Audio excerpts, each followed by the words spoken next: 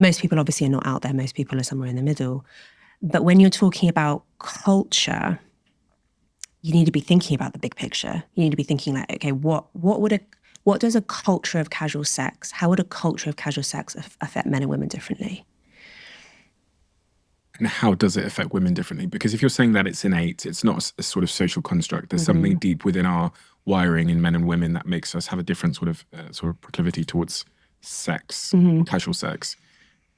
Why does that have a consequence that's negative for women? Basically, what women are more likely to want is monogamy, like not necessarily marriage, but certainly signals of commitment.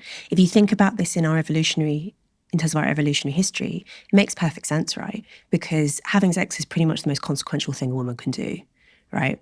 Because if you get pregnant, you've got 9 months of pregnancy, which is risky in itself, childbirth, which is very risky in the ancestral environment, less so now, fortunately. And then you've got maybe 15 years or something of having to look after a child until it's capable of being economically self-sufficient. That's an enormous right thing to happen in your life. Whereas, and it also means that women can only really reproduce once a year, absolute max, right? Whereas men, in theory, can reproduce thousands of times a year and can have basically no involvement in raising the children, but take basically no risks whatsoever. So if you look at it in those terms, of course women would be pickier. Of course they would. And that is indeed what we see. But I think that the reason that young women express so much unhappiness at the moment with the sexual culture is that a lot of young women kind of go along with it.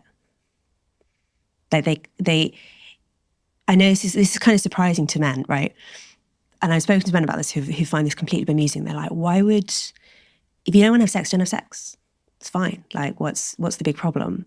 Like, women are so lucky because they can't step out onto the street without being propositioned. They can have, they have so much choice. Like, you girls are so lucky. What are you complaining about?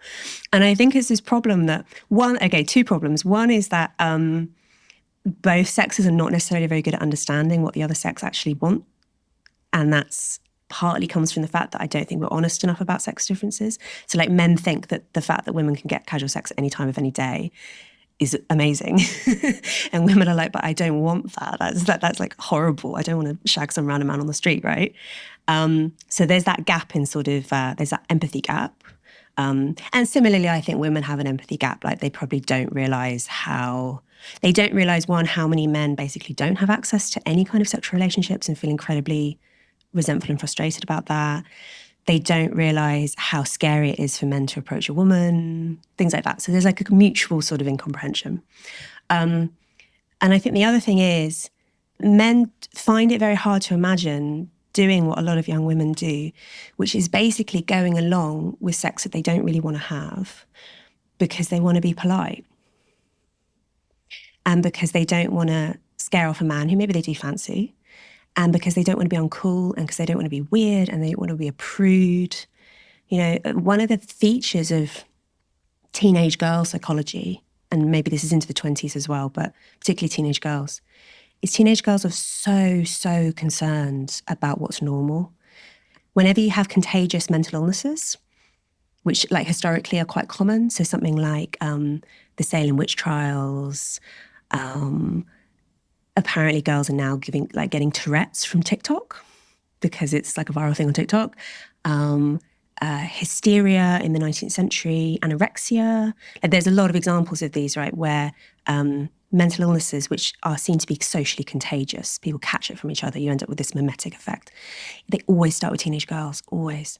Sometimes they spread to other groups, but teenage girls are always like the first, And I think it's because teenage girls, probably for self-protective reasons, there must be some adaptive reason here, are very, very socially sensitive. They're very constantly aware of their social position, what other people are doing, what's cool, what's not cool, obsessed, which is also translates to things like fashion and slang. Slang, ditto. A lot of slang starts with teenage girls because they're this very mimetic group, right? Mm. And that's fine. Like that's not necessarily a bad thing, but it does sometimes have bad effects. And one of them is, for instance, the idea that being a prude is incredibly cringe has taken hold really, really effectively among this group of girls. And so, you know, I'll talk to girls or read or listen to girls saying like,